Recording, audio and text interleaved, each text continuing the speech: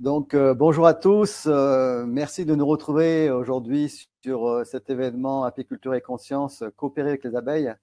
Et aujourd'hui, j'ai la grande joie d'accueillir Mathieu Diorot, qui travaille au CRCA de Toulouse sur la cognition animale et notamment sur les abeilles. Bonjour Mathieu, comment vas-tu?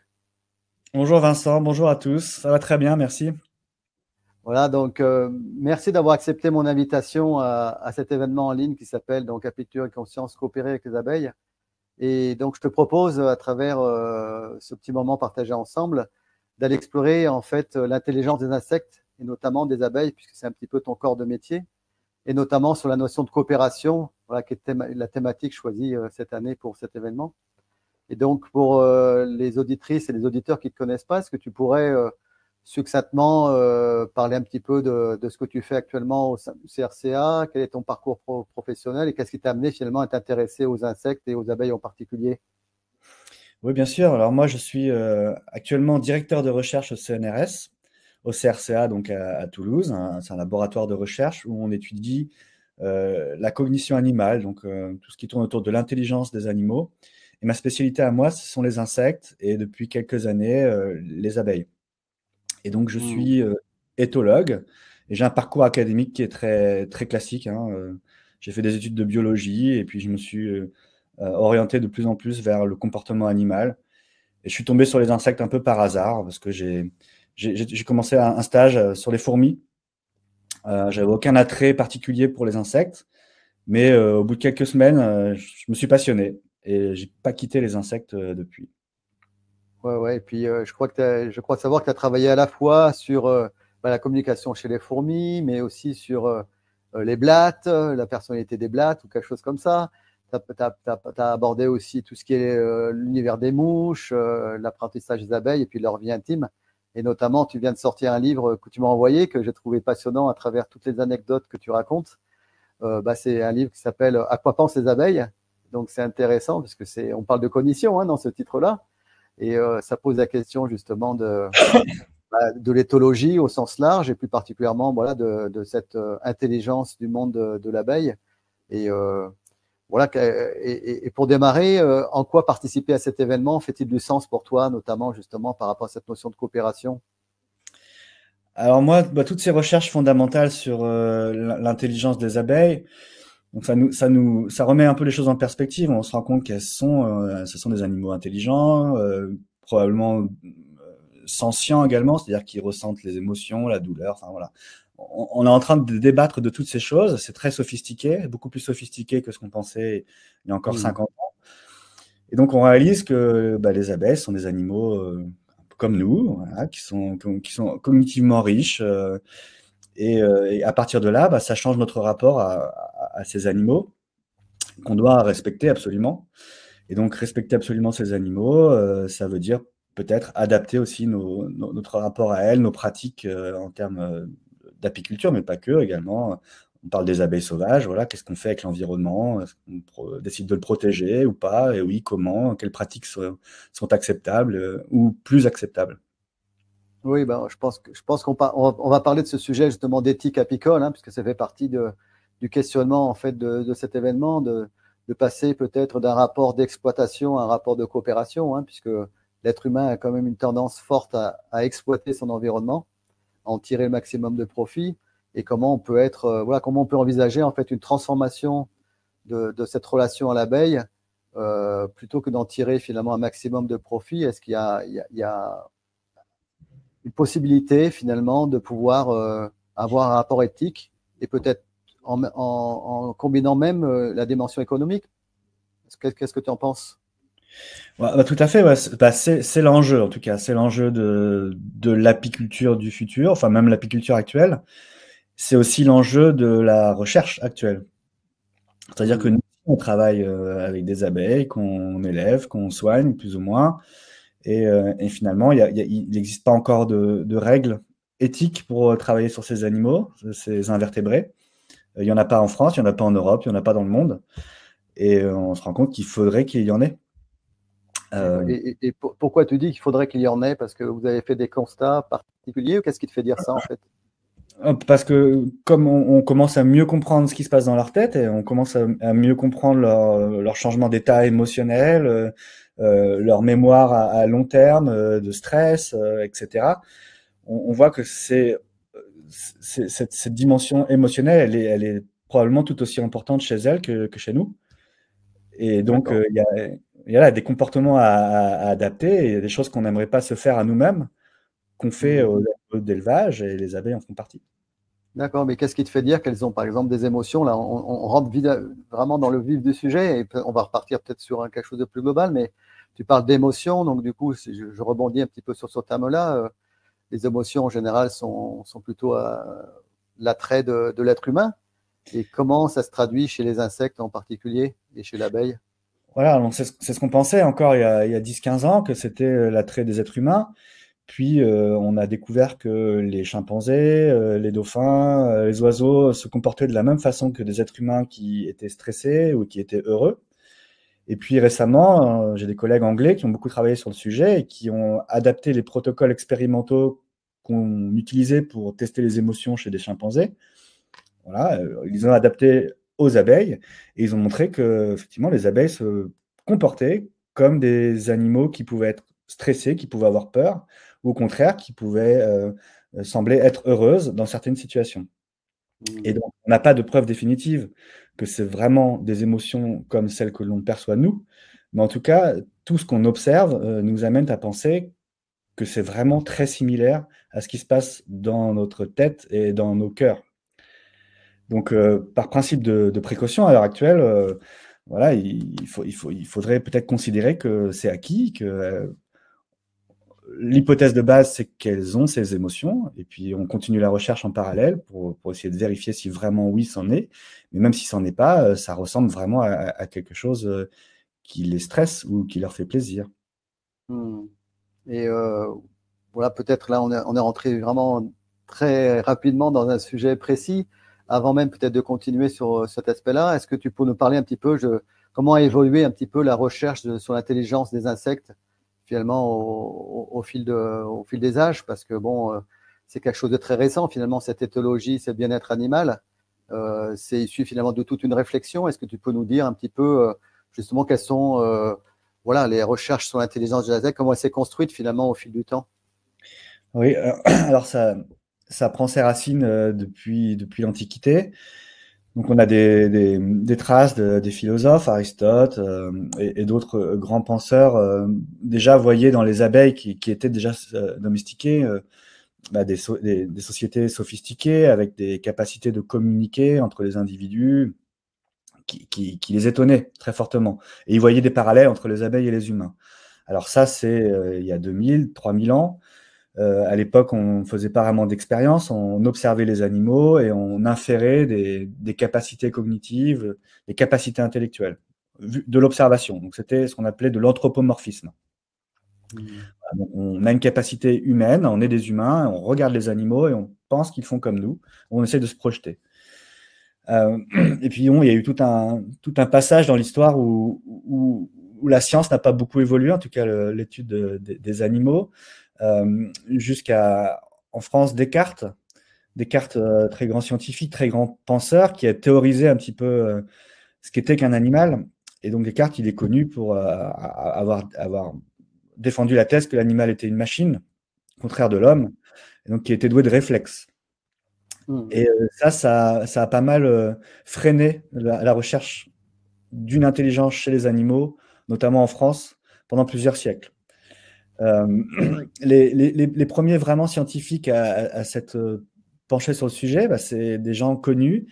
Charles Darwin, que vous connaissez certainement, qui est co-découvreur de la théorie de l'évolution. Donc Darwin, il a passé la première partie de sa vie bon, première partie. Il a passé quelques années sur un bateau à faire le tour du monde et à se rendre compte que les espèces animales n'étaient pas distribuées n'importe comment à travers la planète et qu'elles étaient différentes. Et il a comme ça eu l'intuition que les espèces évoluaient les unes à partir des autres. Donc il a créé sa théorie de l'évolution. Et la deuxième partie de sa vie, il l'a passé dans son jardin, dans le sud de Londres, à faire des expériences pour tester sa théorie. Donc il a créé l'écologie, il a créé l'éthologie, il a créé plein de sciences comme ça pour tester sa théorie. Et notamment, il s'est intéressé à un moment aux abeilles. Et il a fait tout un tas d'observations suggérant que les abeilles, par exemple, étaient capables de se copier les unes les autres pour choisir les fleurs, pour acquérir des techniques de butinage, etc., etc. En France, à peu près au même moment, on avait Jean-Henri Fabre, que vous connaissez peut-être. Fabre, c'était d'abord un poète qui était aussi un grand scientifique, qui a observé les insectes comme nul autre.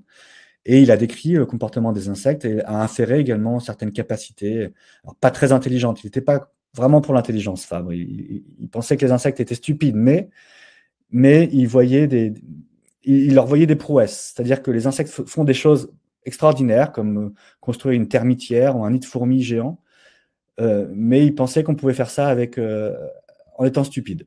C'était sa conclusion. Et puis, ça a donné lieu à toute une autre génération de chercheurs et aux premiers éthologues, donc les premiers chercheurs qui travaillaient spécifiquement sur le comportement des animaux. Et le plus connu d'entre eux, c'est probablement Carl von Frisch. Carl von Frisch qui a eu un prix Nobel.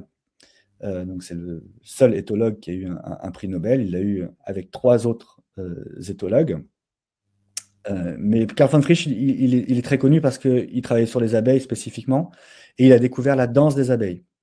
Donc la danse des abeilles, en tant qu'apiculteur, vous la connaissez probablement tous. C'est ce comportement que font les butineuses qui trouvent une ressource de nourriture, qui reviennent à la ruche, et dans la ruche font cette espèce de 8 à répéter, qui va avoir une inclinaison différente en fonction des abeilles et des danses sur le cadre de la ruche.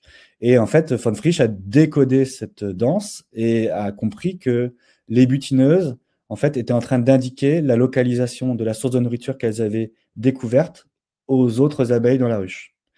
Donc là, il en arrive à la conclusion que ces abeilles étaient capables de communiquer, mais non seulement de communiquer une information, mais ici une information dans un contexte, enfin hors contexte. On parle de communication symbolique, c'est-à-dire qu'elles disent aux autres abeilles qu'il y a de la nourriture à un endroit que personne ne voit au moment où la communication se produit.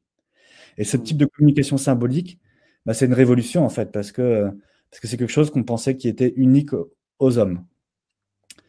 Donc voilà, on le trouve chez les abeilles dans les années 40-50, en gros, 1940-1950. Et puis depuis, il y a toute une tradition de chercheurs, d'éthologues qui travaillent spécifiquement sur les abeilles, qui s'est succédé, dont je fais partie aujourd'hui.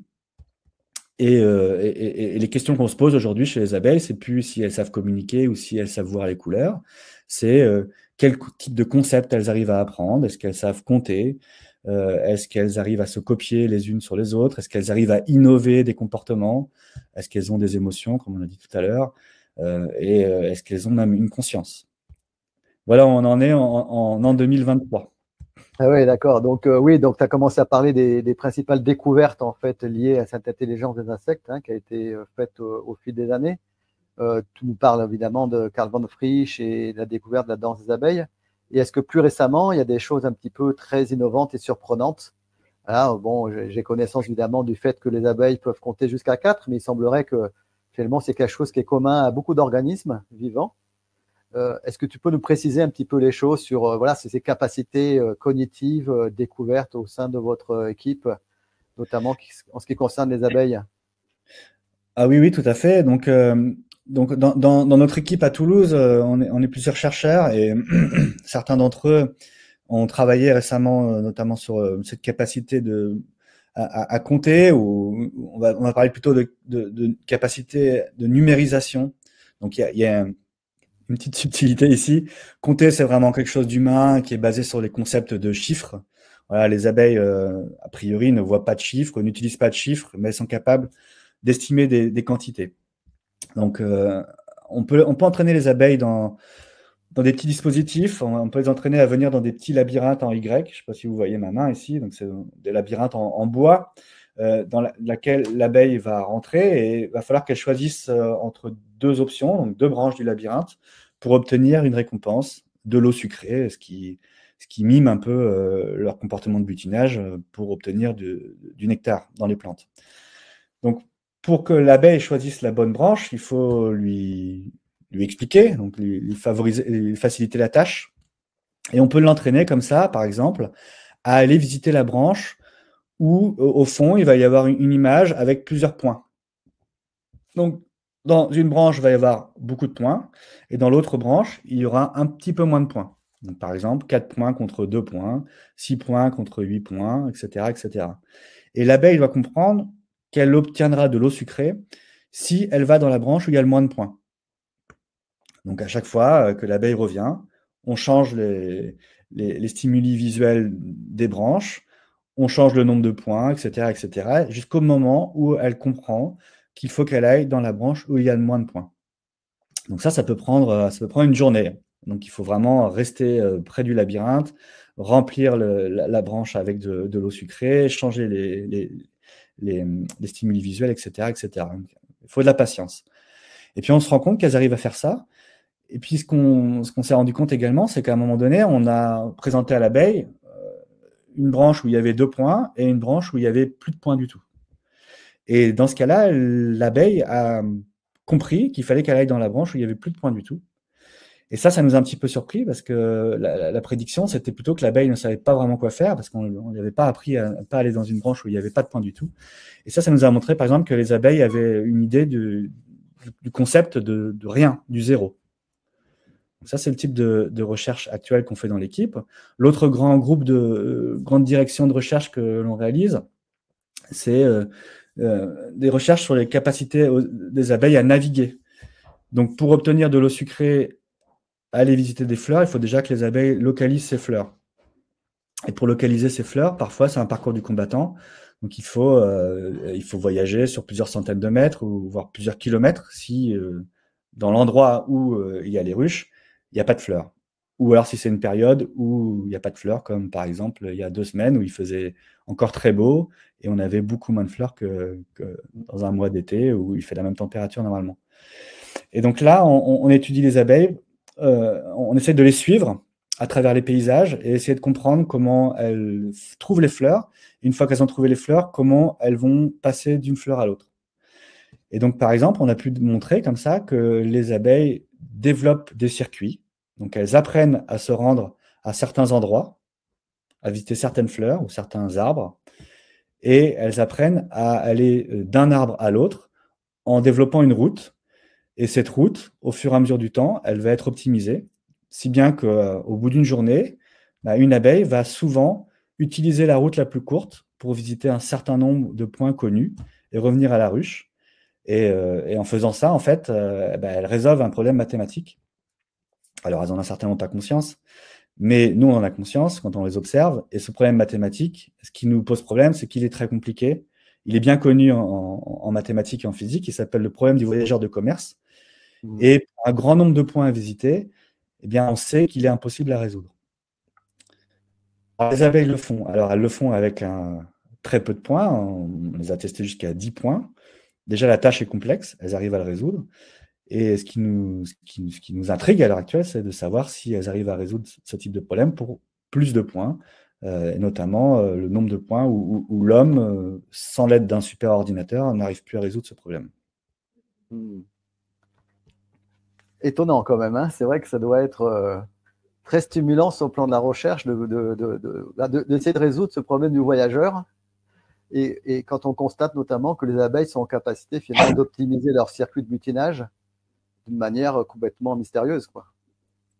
Voilà, alors c'est pas complètement mystérieux. On pense qu'on a compris quelques bribes du problème. On a quelques pièces du puzzle qui sont assemblées, notamment parce qu'il y a 100 ans de recherche derrière nous. Hein. Von Frisch déjà se posait ce type de questions, Darwin aussi.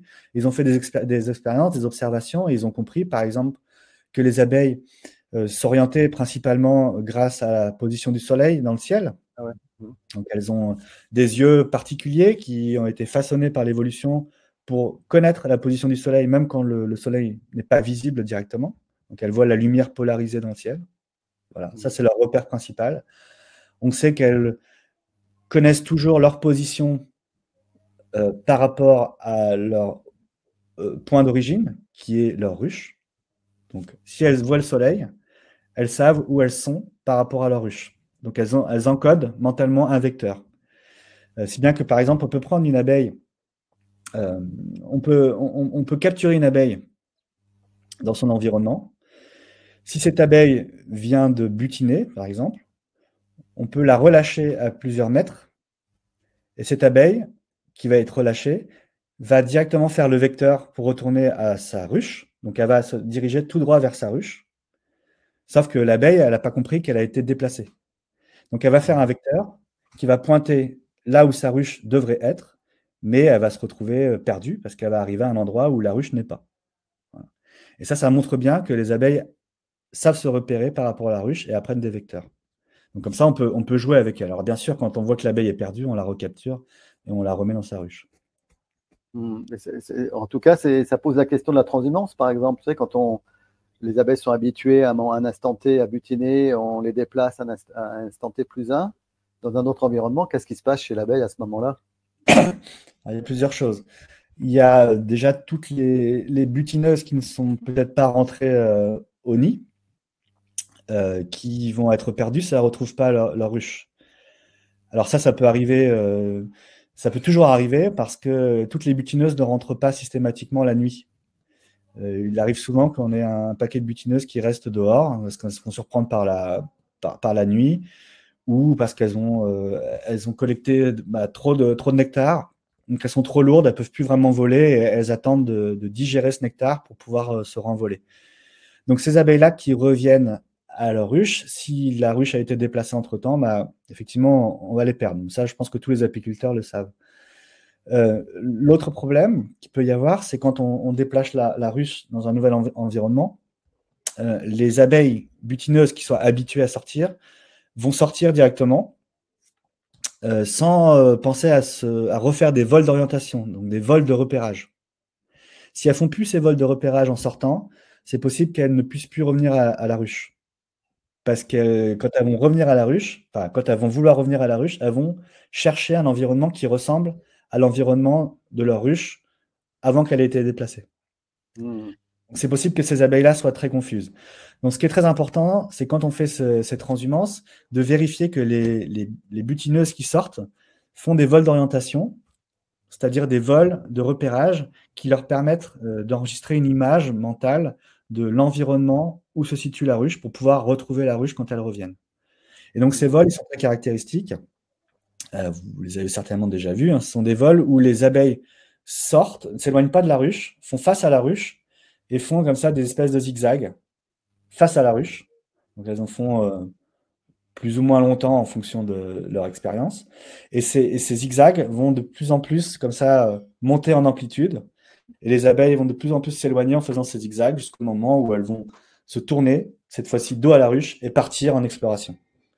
Et pendant ces vols de zigzag, les abeilles apprennent à reconnaître tout d'abord l'aspect visuel de la ruche, également tous les repères visuels potentiels qu'il y a autour de la ruche, s'il y a un arbre, s'il y a des pierres, etc. Puis plus elles vont s'éloigner, plus elles vont regarder loin, elles vont s'intéresser au panorama. Au loin, qu'est-ce que c'est le panorama? Est-ce qu'il y a une maison?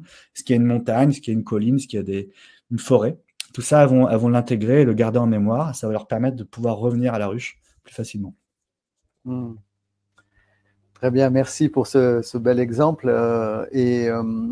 On parle souvent, en fait, dans les sociétés d'insectes, de super-organismes, où l'intelligence individuelle, finalement, est peu de choses au regard de l'intelligence collective. Est-ce que tu pourrais nous citer quelques exemples flagrants dans le monde des insectes? Et puis, voilà, on pourra aborder aussi, évidemment, l'abeille, où cette coopération est vraiment fondamentale, en fait, pour la survie de l'espèce. Est-ce que tu peux nous parler un petit peu de ça, quoi? Oui, tout à fait. Donc là, depuis une vingtaine d'années, on commence à comprendre que l'intelligence, on peut la décliner à différents niveaux. Donc il y a l'intelligence individuelle, c'est la mienne, la vôtre, celle d'une abeille. Ça se passe dans un cerveau. L'individu perçoit de l'information, traite cette information comme il peut en fonction de son cerveau et utilise cette information au mieux possible pour s'adapter à son environnement. Donc ça, en gros, ça regroupe toutes ces ces mécanismes d'apprentissage, de mémoire, de prise de décision dont on vient de parler ici. Hein, une abeille doit goûter le nectar d'une plante pour décider si ce nectar il est bon ou pas, et après se spécialiser sur cette plante et aller visiter cette plante. Une abeille doit se construire une image mentale de l'aspect visuel de sa ruche pour pouvoir retourner à sa ruche. Et ça, c'est basé sur l'intelligence individuelle. Mais effectivement, dans les groupes animaux, dans les sociétés animales, eh bien, il peut y avoir de la communication entre les individus. C'est ce qu'on fait là aujourd'hui. Donc, l'intelligence, elle va être partagée. C'est-à-dire que moi, je peux avoir de l'information que je peux te transmettre, toi, Vincent, et vous transmettre à vous tous aujourd'hui. Cette information, elle va plus être traitée uniquement par moi, mais elle va être traitée par tout le monde, par nous tous. On va tous y penser un peu. Peut-être ça va évoquer des choses particulières chez certains et chez d'autres choses. Et puis, on va peut-être avoir à un moment l'occasion d'en discuter, d'en rediscuter tous ensemble. Donc, de traiter cette information de manière collective, d'échanger à propos de cette information et d'en faire émerger une prise de décision collective. Par exemple, aujourd'hui, ce qui nous réunit, c'est de réfléchir autour de la coopération avec les abeilles, etc.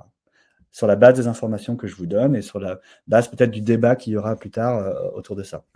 Et à partir de là, donc, il peut émerger des décisions collectives, des choses concrètes que l'on va réaliser. Et ça arrive tout le temps dans nos sociétés humaines et également dans les sociétés animales. Alors, chez les insectes sociaux, les manifestations de cette émergence de décisions collectives les plus spectaculaires, c'est probablement les nids d'insectes. Donc, vous avez peut-être déjà vu des nids de termites Nasitothermes, donc c'est des termites africaines. Les termites, bon, vous les connaissez, hein, c'est des tout petits insectes, bien plus petits que les abeilles. Ben, ces termites, pardon, c'est pas africain, c'est australien. Ces termites australiens, ils forment des nids qui peuvent atteindre 10 mètres de haut. C'est des cathédrales de boue, en fait, avec de la boue, à l'intérieur desquelles il y a je sais pas, des centaines de chambres. Il y a la chambre de la reine, les chambres où on stocke de la nourriture, il y a l'air conditionné, parce que c'est dans le désert, et donc il fait toujours bon dans ces chambres. Et tout ça, ces cathédrales, ça émerge pas à cause de la décision d'un seul individu, par exemple la reine, ça émerge avec une communication entre tous les individus, une coopération entre tous les individus. Les fourmis également, hein, les fourmis font des nids qui peuvent faire plusieurs kilomètres carrés sous le sol en Amérique du Sud. Les abeilles domestiques font des nids parfaits, et c'est parfait avec ces structures en alvéoles hexagonales. Ce sont des alvéoles hexagonales et c'est pas autre chose. Et ces alvéoles hexagonales, elles sont faites de telle manière à ce qu'il y ait un minimum de cire qui soit utilisé, donc voilà, et que le nid soit le plus solide possible. Et ça, c'est pas basé sur la décision d'un individu, mais c'est basé sur la décision de tout le groupe. Et donc peut-être la manifestation chez les abeilles domestiques la plus spectaculaire de cette intelligence collective, ça va se produire lors de l'essaimage. Donc l'essaimage au printemps, vous apiculteurs, vous êtes bien au fait de ce que c'est. Des fois, vous ne voulez pas que ça se produise, des fois, vous le laissez, voilà, selon les sensibilités. Mais l'essaimage, qu'est-ce que c'est? C'est la vieille reine qui part avec un tiers de ses ouvrières, qui laisse la ruche à une nouvelle reine et au reste de la colonie. Et donc, pour cette reine qui part avec ses ouvrières, qui forme un essaim, en général sur une branche à une dizaine de mètres de la ruche, l'objectif, ça va être de trouver un nouveau site de nidification. Donc, soit une nouvelle ruche, soit un tronc d'arbre creux qui peut accueillir la nouvelle colonie. Et le challenge ici, c'est de trouver ce site et de se mettre d'accord pour que tout le monde aille dans ce site. L'essaim, il bouge d'un coup. Et tout le monde bouge ensemble dans la même direction.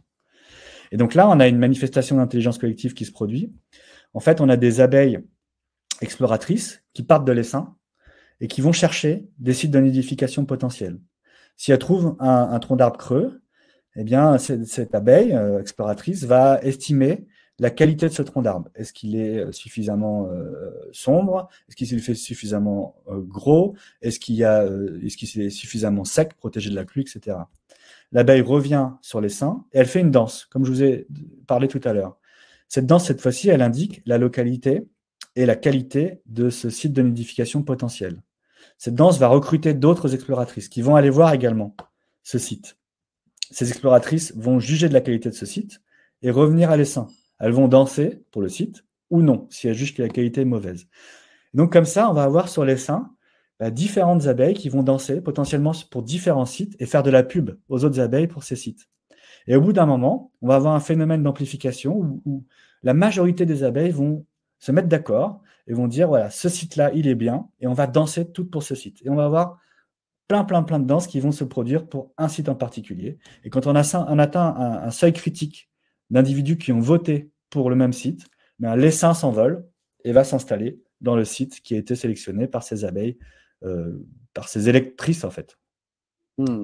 Et du coup, évidemment, la tentation est grande finalement de voir comment on pourrait transposer finalement ce modèle-là dans nos sociétés humaines. Qu'est-ce que tu en penses? Est-ce que tu sais s'il y a des exemples, par exemple, qui ont été menés en sociologie ou dans d'autres domaines pour essayer de voir comment un modèle voilà, d'élection d'un choix d'essaimage peut être transposé, par exemple, dans un mode décisionnel chez les humains? Oui, alors ces études sur l'intelligence collective, elles ont d'abord été réalisées chez les insectes, hein, les abeilles, les fourmis, c'est là qu'on les a découvertes. Et depuis les années 90, en fait, on a découvert les mêmes phénomènes chez quasiment tous les animaux qui vivent en société. Et les règles qui régissent ces phénomènes, ces prises de décision collectives, ce sont toujours les mêmes. C'est-à-dire qu'il y a un partage d'informations entre les individus. Ce partage, il doit être équitable, c'est-à-dire qu'il ne faut pas qu'il y ait de dominants. Il faut que tout le monde ait le même poids dans la discussion. Et puis, il faut qu'il y ait un phénomène de vote, un seuil critique qui soit atteint pour que la décision soit prise. Et dans la majorité des cas, dans 90% des cas, quand ça se passe comme ça, le vote, c'est la décision optimale qui est prise. Donc, la décision qui est la plus bénéfique pour le groupe. Que ce soit dans un essaim d'abeilles, dans un banc de poissons, dans une nuée d'oiseaux, dans un groupe de macaques. C'est exactement la même chose. Et donc, effectivement, il y a beaucoup de gens en sociologie qui ont essayé d'extraire ces règles et qui essayent de les appliquer aux sociétés humaines. Et en gros, la théorie veut que si on laisse les humains prendre des décisions de manière totalement collégiale et que tout le monde a le même poids dans la décision, eh bien, ça devrait être beaucoup plus efficace et les politiques qui devraient en résulter seront des politiques qui seraient bénéfiques au plus grand nombre, en fait. Bien sûr, on ne fonctionne pas du tout comme ça, pour plein de raisons, que ce soit culturel, historique, et il y a d'autres enjeux. Mais en théorie, ça devrait marcher comme ça.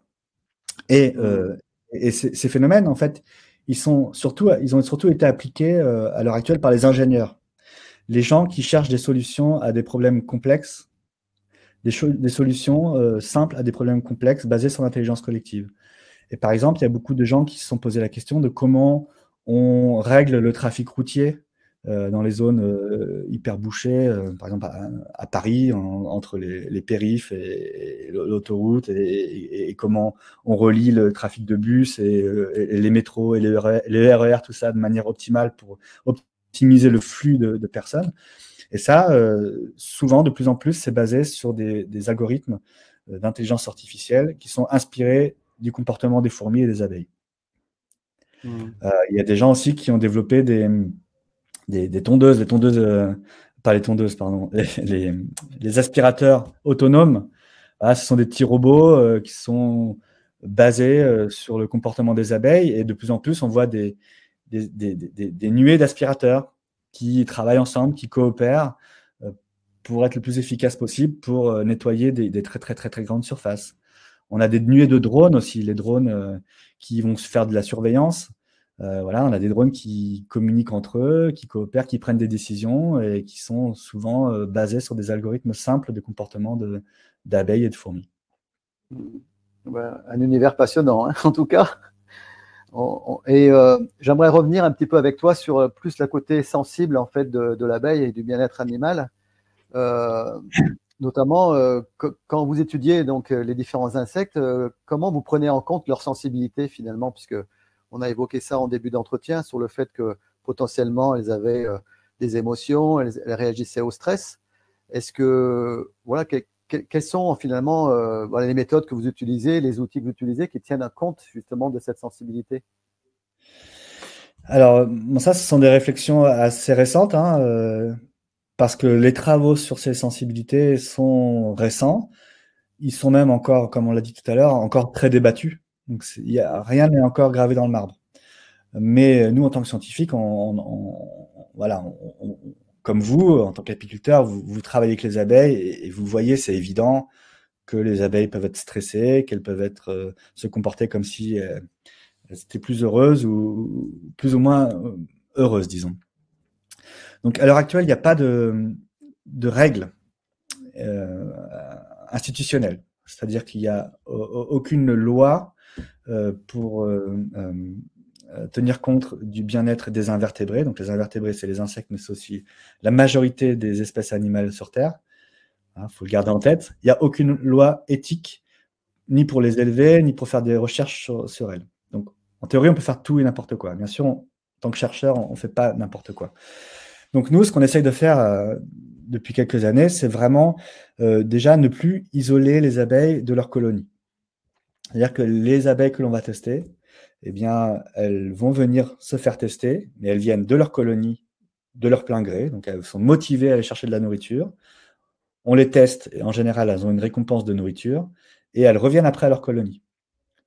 Et donc, si elles reviennent se faire tester, c'est qu'a priori, le test que leur a fait est pas si mauvais que ça. En tout cas, le stress, s'il y en a un, il est très faible. Donc, c'est pour ça qu'on travaille beaucoup avec des abeilles domestiques l'été. Et l'hiver, on travaille avec des bourdons. Donc, les colonies de bourdons. Les bourdons, fait partie de la grande famille des abeilles. Il y a 20 000 espèces d'abeilles sur Terre, dont les bourdons. Et les bourdons, ils sont pratiques pour nous parce qu'ils vivent dans des petites colonies qui supportent bien la vie en laboratoire. Et donc, on peut avoir des colonies de bourdons avec des tubes et des labyrinthes, ce qui est difficile avec des colonies d'abeilles. Et les bourdons vont pouvoir sortir de leur colonie, résoudre le labyrinthe et revenir dans leur colonie, comme ça, à leur bon vouloir. Et le fait que les animaux fassent ça, nous, ça nous rassure sur le fait qu'on ne les maltraite pas. Après, bien sûr, on les nourrit bien, on essaye d'éviter tout ce qui est test aversif. Donc, en éthologie, en psychologie expérimentale, il y a eu beaucoup de recherches dans les années 20, 30, 40, 50 sur la capacité d'apprentissage des animaux lorsqu'ils ont reçu un choc électrique, par exemple. Parce qu'on sait que les animaux apprennent mieux lorsqu'ils sont punis. Et c'est notre cas également. Enfin, si on reçoit un choc électrique très fort, a priori, on ne va pas refaire le comportement qui était associé à ce choc électrique. Donc ces apprentissages sont beaucoup plus efficaces, mais voilà, ils stressent et ils sont aujourd'hui peu acceptables. Donc tout ça, on ne fait plus. On essaye d'utiliser le moins possible d'animaux également. Donc on réduit les quantités d'animaux qui sont utilisés pour les tests. Et donc, en tout ce qui concerne les implications éthiques, justement, comment en fait on devrait, dans nos pratiques apicoles notamment, ou voire même peut-être en agriculture, prendre en compte justement ces aspects-là. Comment toi tu perçois les choses au sein de ton équipe, ou comment vous l'apercevez justement voilà, cette approche finalement de l'apiculture conventionnelle? Est-ce que selon toi, elle devrait évoluer? Et si oui, dans quelle direction au regard de l'apprentissage ou des connaissances que vous avez pu accumuler depuis plusieurs années maintenant? Ouais. Alors là, je vais avoir du mal à vous répondre très clairement. Bon, je suis apiculteur, je suis piètre apiculteur. Je dois vous avouer que c'est pas moi qui m'occupe de toutes les ruches du laboratoire. Et donc, je vois les abeilles un petit peu différemment et j'ai un contact un peu différent avec elles que vous pouvez avoir. Maintenant, effectivement, ce respect des abeilles, ce respect du cycle normal de la colonie, c'est-à-dire que les reines produisent d'autres reines au moment où il faut produire d'autres reines. Tout ça, je pense que ce sont des choses importantes pour le bien-être de ces insectes. Les laisser faire un maximum, les laisser réguler la taille de la colonie, laisser réguler les périodes d'alimentation, les périodes de ponte, etc. Être le moins intrusif possible, je pense que ce sont des réflexions qu'il faudrait avoir si on veut prendre en compte ce bien-être et ces connaissances récentes sur le bien-être. Donc voilà, limiter peut-être les stress liés à la transhumance au maximum. Je ne dis pas qu'il faut interdire ça. Non, non, pas du tout. Mais quand on le fait, être conscient de ce qu'on fait, être conscient qu'on va perdre des abeilles, qu'on va en perturber certaines, etc. Là, le fait d'en être conscient, c'est un grand, grand pas en avant. Et après, les gens adoptent leurs pratiques en fonction de leur sensibilité également. C'est là tout l'enjeu du débat et des discussions que tu es en train de mener. Oui, c'est ça, oui, c'est comment passer de l'exploitation à la coopération au sens large, hein, et notamment du rapport au vivant, puisque c'est ce dont on parle, c'est finalement c'est ce rapport au vivant et comment on peut être plus respectueux du vivant au sens large. Et donc, en effet, vos recherches, elles mettent en avant justement cette sensibilité du monde des insectes et des abeilles en particulier. Et une des voies, en fait, que moi j'entrevois, c'est le fait d'être émerveillé finalement par ce mystère d'intelligence qui est sous-jacent finalement au fonctionnement de ces univers-là. Et donc, en étant touché par cette intelligence sous-jacente, de quelque part de la respecter de fait, quoi. Tout à fait, on est sur la même page. Alors, pour essayer de répondre un peu plus précisément à la question précédente, nos recherches, bien que très fondamentales, comme vous l'avez compris, on trouve également des applications. Et une des applications que j'essaye de développer de plus en plus, c'est de travailler avec les abeilles pour améliorer nos pratiques de pollinisation, les pratiques en agriculture. Donc, j'imagine que beaucoup d'entre vous utilisent les abeilles pour polliniser les champs, ou alors offrent leurs services à des agriculteurs pour mettre des ruches dans les champs et polliniser. Mais bien souvent, ces champs restent des champs qui sont traités ou qui ont été pollués à un moment donné, ou ce sont des grandes monocultures. Voilà, ce ne sont pas des environnements très favorables aux abeilles.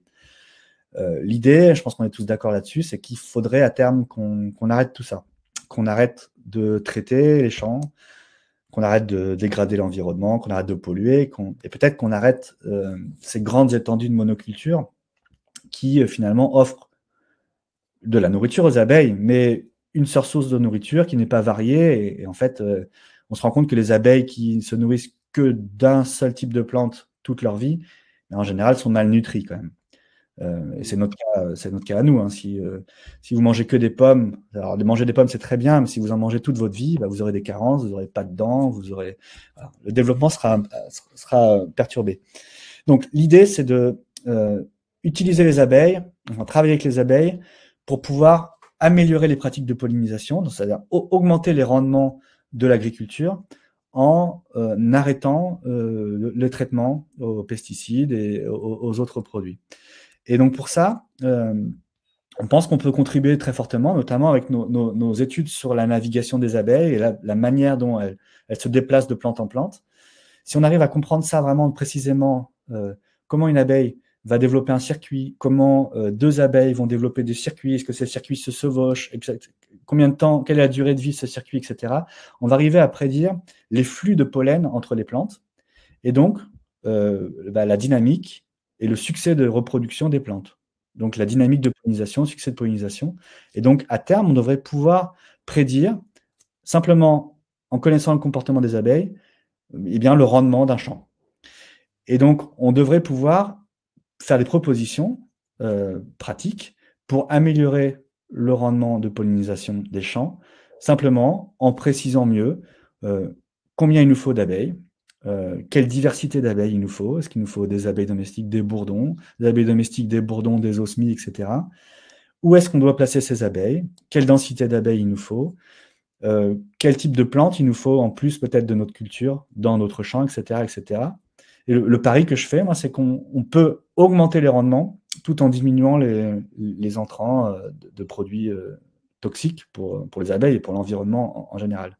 Et ça passe par une meilleure compréhension des abeilles et une coopération avec les abeilles.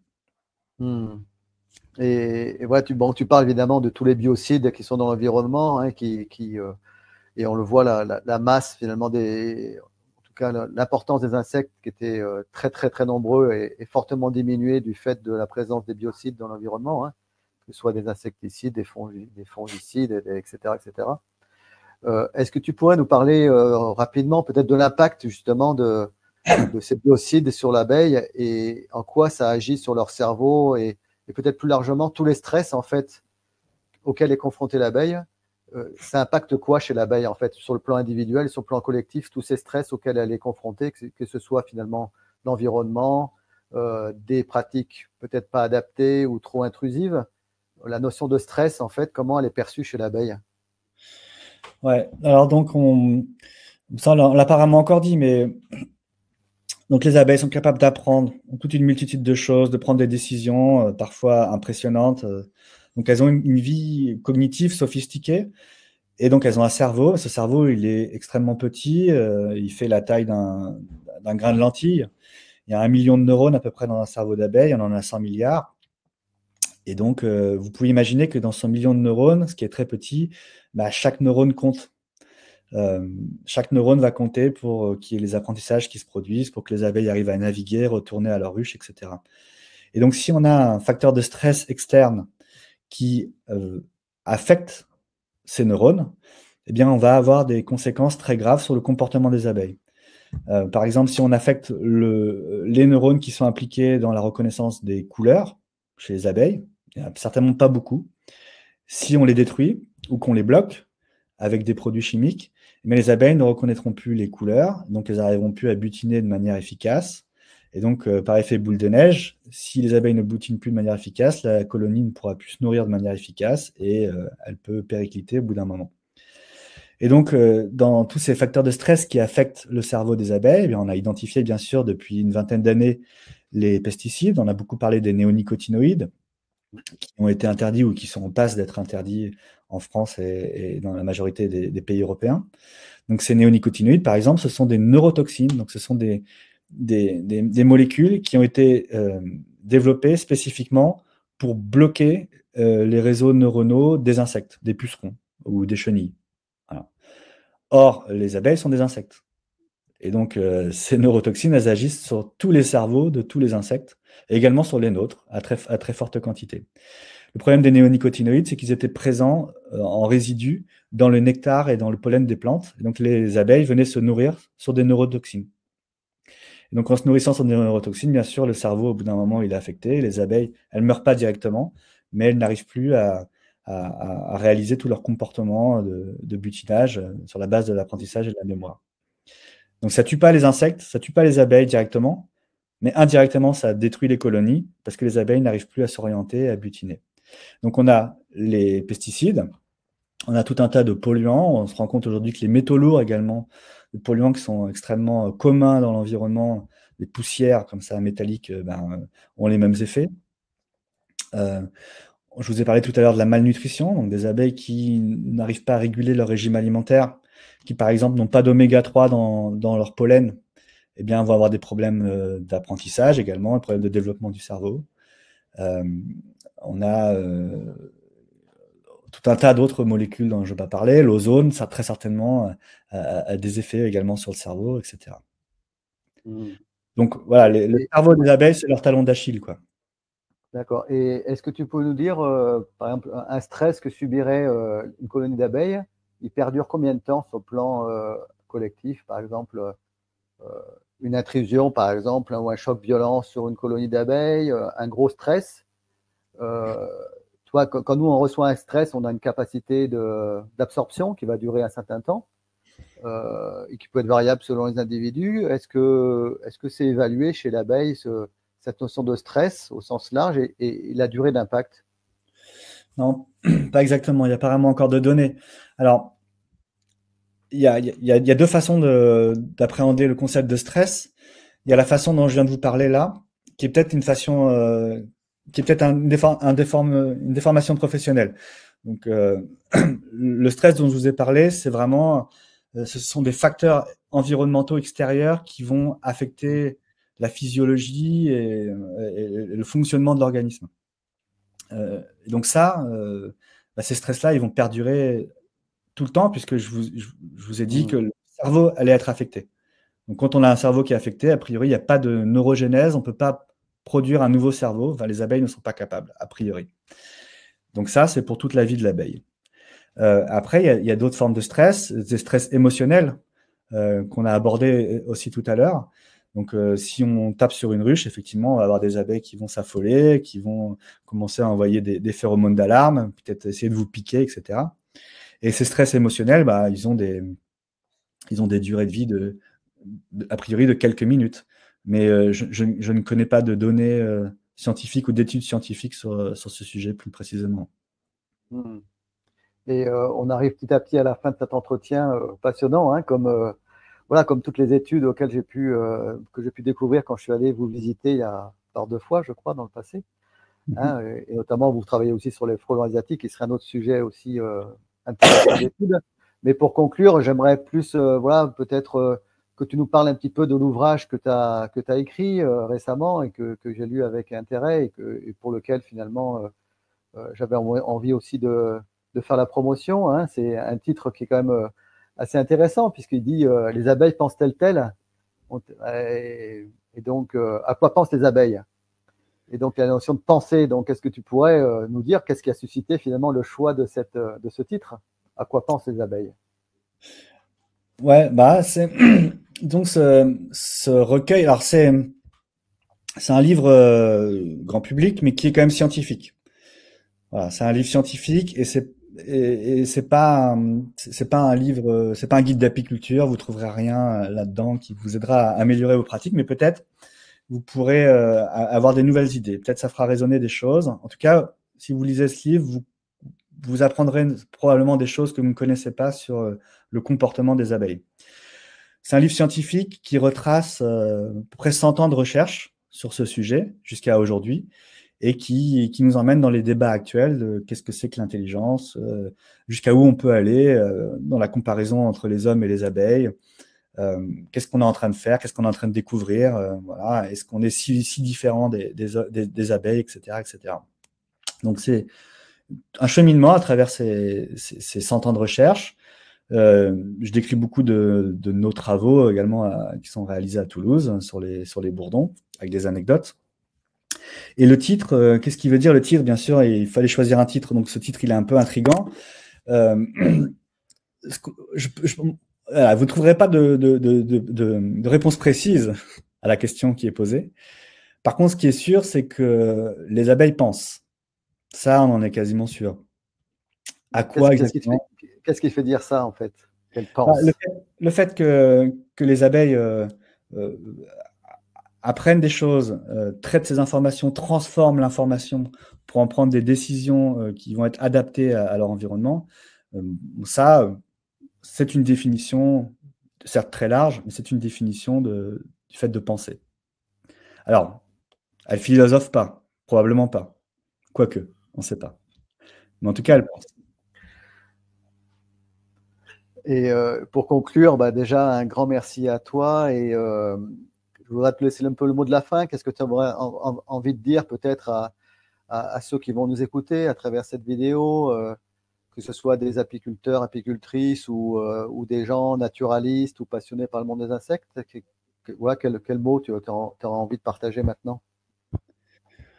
Bon, déjà, merci à toi pour organiser cet événement. C'est exactement la bonne question, la bonne thématique aujourd'hui. C'est en phase avec.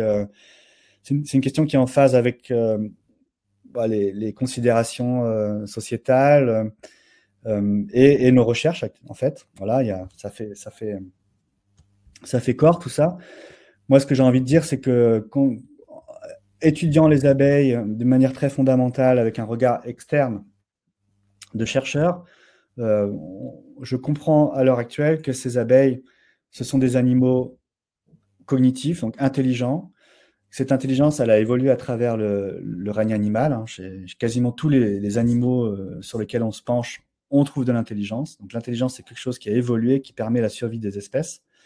Et en fait, en y regardant vraiment de manière très, très, très, très détaillée, très proche chez les abeilles, parce que c'est un animal qui est très étudié, eh bien, on se rend compte que on n'est pas si différent que ça. On a un cerveau. Le cerveau, il fonctionne de la même manière, grosso modo. Et il y a plein de choses qui sont implémentées dans notre cerveau qu'on retrouve chez les abeilles. Donc, ce sont des capacités intellectuelles qui sont très primitives. Voilà. Mais tracer une ligne entre l'intelligence humaine et l'intelligence animale, voire l'intelligence des abeilles, c'est très difficile aujourd'hui. Voilà, la barrière est très floue et c'est ça qui est très stimulant. Donc essayons de respecter ces animaux comme on respecterait d'autres humains, quoi. Donc, et sans parler de la conscience, qui est encore un autre sujet. Exactement, donc c'est sujet en plein débat aujourd'hui dans la communauté scientifique. J'en parle pas trop aujourd'hui parce qu'on n'a pas vraiment encore trouvé la manière de tester cette hypothèse de manière définitive, quoi. C'est un autre sujet. Et à l'heure actuelle, il y a beaucoup de philosophes qui se posent la question plutôt. Très bien, ben, un grand merci pour ta disponibilité, Mathieu. Tu donneras le bonjour à toute l'équipe, notamment Aurore, que je connais aussi par ailleurs. Et puis, un grand merci, puis au plaisir de se retrouver, peut-être au live là, que je vais organiser, je t'en parlerai. Et Ouais, puis, ça marche. à très très bientôt et merci encore. Merci Vincent. Merci à tous. Au revoir. Au revoir.